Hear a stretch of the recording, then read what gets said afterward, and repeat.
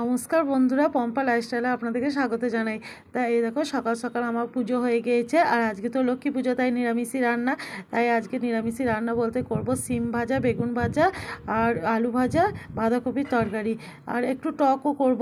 তা দেখি কী দিয়ে টক করব। তো বন্ধুরা দেখো আমি নিরামিষই রান্না করে এই যে আজকে মা লক্ষ্মী ভাত কিছুটা রাখতে হয়, তাই এটা গতকাল খাওয়া হবে, মানে বাউরি বাঁধার জন্যে। তাই আজকে এই যে নিরামিষই রান্না করলাম। তো সন্ধ্যা হয়ে গিয়েছে, এবার আমি পিঠে করব। তা এই যে বাঙালিদের আরেকটা উৎসব জানো তো, 12 মাসে 13 পার্বণ তো বাঙালিদের লেগেই থাকে, কিন্তু এটা একটা বাঙালিদের আরও একটা উৎসব, সেটা হচ্ছে পিঠে।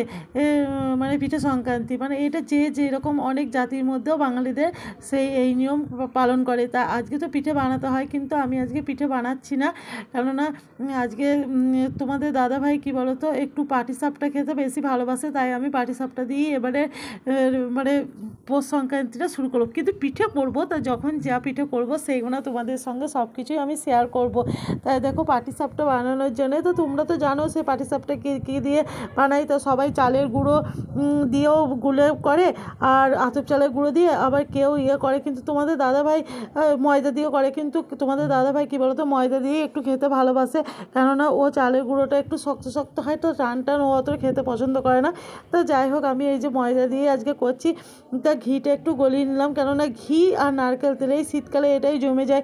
তো যাই হোক ঘিটা গলিয়ে নিয়ে ওর মধ্যে সাদা তেল মিক্স করে দিলাম, আর এই যে কাঁচা মিষ্টি নিয়ে এসেছে, তা কাঁচা মিষ্টি দিয়েই করবো। অনেকজনা নারকেলের পুর তৈরি করে, কিন্তু আমি নারকেলের পুর করি না, কাঁচা সন্দেশ এনে দিয়েছিলো, এই দিয়েই করছি।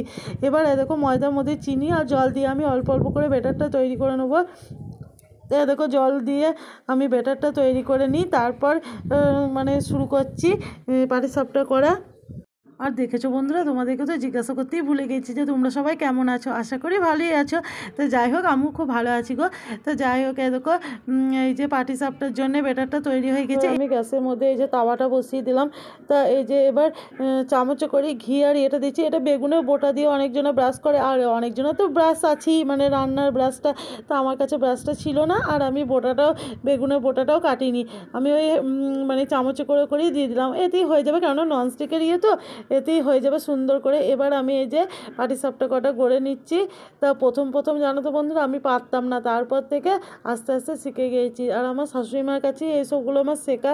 তা যাই হোক, আর কি বলো তো, তোমাদের দাদাভাই আমাকে প্রথম থেকেই কী বলো তো, ও মনে সাহস জুগিয়েছে যে যেমন হবে তেমন খাবো।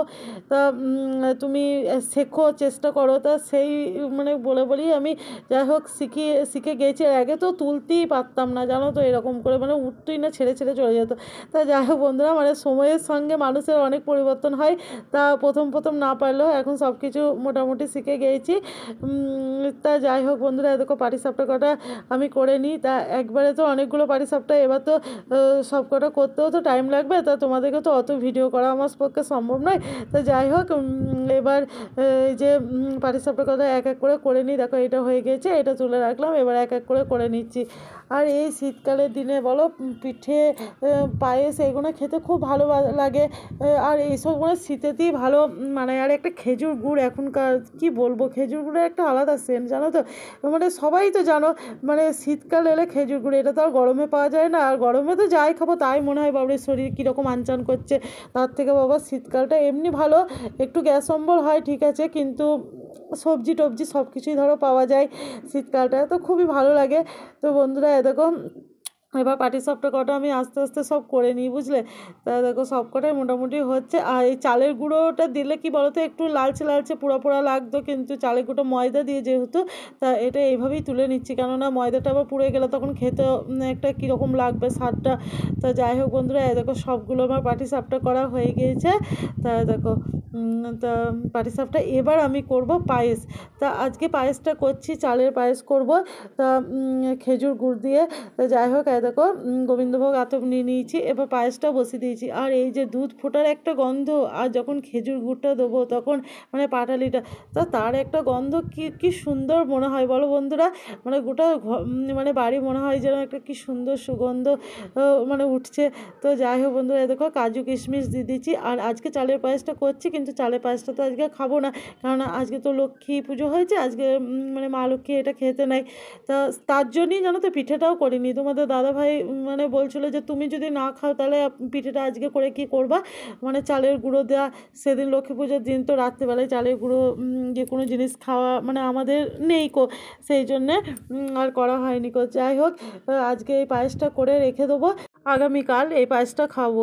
তো যাই হোক বন্ধুরা, এইটা কী বলতো, শীতকালে না বাসি পায়েসটা খেতে খুব ভালো লাগে, জানো তো, মুড়ি দিয়ে পায়েস দিয়ে মানে খুব খুব ভালো লাগে, আমার তো খুব ভালো লাগে। তো যাই হোক বন্ধুরা, এই দেখো এই তো পায়েসটা মোটামুটি হয়েই এসেছে। তো পায়েসটা নামিয়ে রেখে তারপর এবার সব আমরা রাতে খাবার মানে খাওয়া দাওয়া করবো।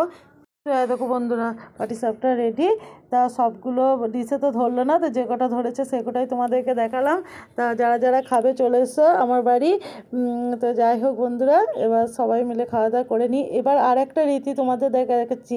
তো এইটা কি বলো তো, এটা হচ্ছে বাউরি।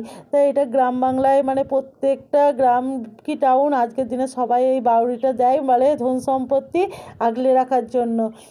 তো যাই হোক বন্ধুরা, আমিও এই যে দেবো। তো দরজায়, তারপর চালের পাত্রে, মুড়ির পাত্রে, তারপরে কি বলবো মানে আলমারিতে দেয়, কেউ কেউ মার অন্নপূর্ণার হাঁড়িতে ভাতে মানে সেটা দেয়। তো যাই হোক বন্ধুরা, এরকম আমি দরজায় দিয়ে দিলাম, আর বাকি সব দরজায় দিয়ে দিয়েছি। তা সেগুলো সবকটা আমার ভিডিও করা হয়নি, এবার দিয়ে দিলাম। এরকম মা অন্নপূর্ণা ভাত রেখে দিয়েছি, এটা আজকে বাউরি বাঁধার জন্য রেখে দিয়েছিলাম। পরের ভিডিওটা হচ্ছে একবারে সকাল সকাল আমরা চলে এসেছি গঙ্গার স্নানে। তাই দেখো, আর আজকে দেখো মনাও চলে এসেছে, আমরা সবাই গঙ্গা স্নান করবো আজকে।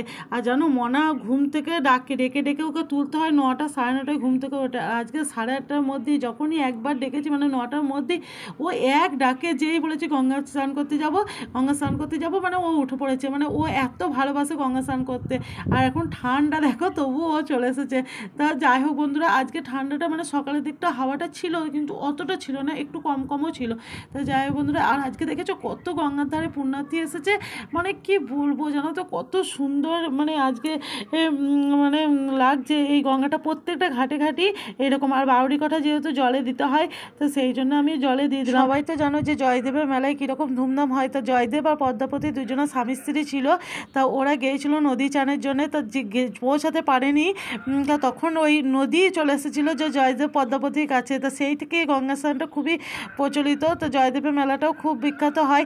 তা আমাদেরও মনের মধ্যে ইচ্ছা ছিল যে জয়দেব আর পদ্মাবতীর মতো আমরা দুজনে কবে এইভাবে হাত ধরে স্নান করব। তা আজকে সেই ইচ্ছাটা আমার পূরণ হলো। তো যাই হোক বন্ধুরা, এদেরকে একটা নৌকাও আসছে জানো তো। তা আমরা স্নান করে এবার মনাকে স্নান করানো হচ্ছে। মনা গঙ্গা স্নান করতে ভালোবাসে, কিন্তু জলটা খুব ঠান্ডা জানো তো, সেই জন্য একটু ভয়।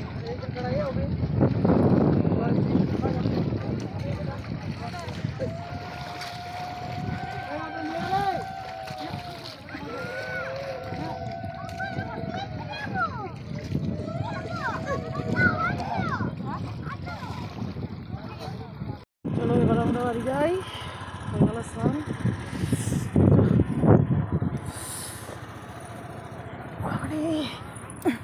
চলো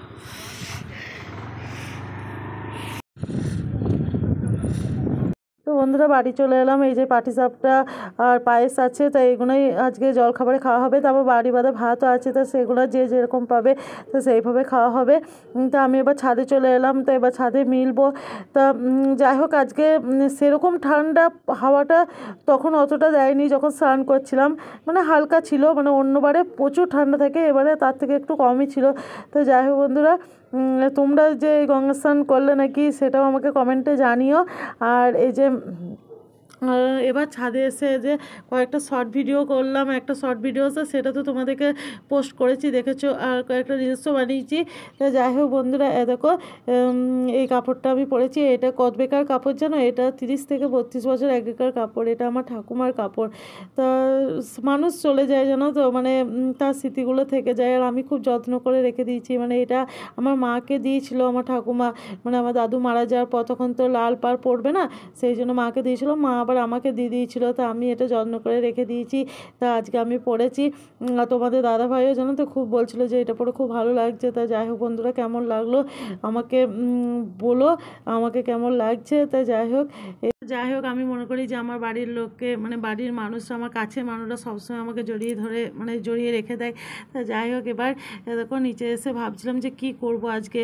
তা বাজার যাওয়ার সময় হলো না, তা বাড়িতে সবজি ছিল, ডিমও আছে, কিন্তু আজকে ভাবলাম যে না, আজকে স্নান করেছি মকরের দিন, আজকে নিরামিষ খাবো, তাই বানিয়ে ফেললাম খিচুড়ি, আতপ চালের খিচুড়ি করবো। তাই এই যে ডালটা এখন ভেজে নিচ্ছি।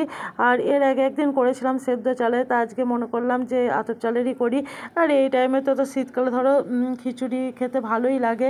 তা যাই হোক, আর খিচুড়ির সাথে কি করি সেটাও ভাবছি। তা দেখি, দেখো চাল ডাল সব আমার ধুয়া হয়ে গেল, এবার খিচুড়িটা বানাই, তারপর তোমাদেরকে দেখাচ্ছি যে কি কি করি। খিচুড়ি তো দেবো, এই দেখো ফুলকপি দেবো, আর গাজর আছে, তা গাজর দেবো, আলু দেবো, এই দেবো, কাঁচা লঙ্কা এই দেবো। তা যাই হোক, দেখো ফুলকপিগুলো ছোটো ছোটো করে কেটে নিলাম, কারণ আতপ চালের খিচুড়ি তো বেশিক্ষণ টাইম লাগবে না ধরো। আর গাজরটাও ছোটো ছোটো করেই আমি কেটে নিচ্ছি, গাজর আলু, তা এটাই দিচ্ছি। আর মানে খিচুড়ির সাথে ভাবলাম যে আলুর দম করবো, তুই দেখলাম যে না, আলুর দম আর করবো না, একটু সবজি কিছু করি, মানে বেগুন ভাজা আর আলু ভাজা এটাই করেছিলাম। তো এটাও খুব ভালো লাগে। আর আজকে যেহেতু দেরি করেই করছি একটু, তো গরম গরম খেয়ে নেবো, এই ভালো লাগবে। তো দেখো খিচুড়ি হয়ে গিয়েছে রেডি। এবার তেল, জিরে লঙ্কা তেল এটা ভেজে, তো এই সম্বরাটাতেই আসল টেস্ট বলো খিচুড়ির। তো বন্ধুরা দেখো, আজকের ভিডিওটা আমি এইখানেই শেষ করলাম। আর তোমাদের কেমন লাগলো অবশ্যই আমার কমেন্টে জানিও আমাকে। আর তোমরা ভালো থেকো, সুস্থ থেকো, আবার আসবো অন্য একদিন নেক্সট ভিডিও নিয়ে। তো সবাইকে জানাই টাটা।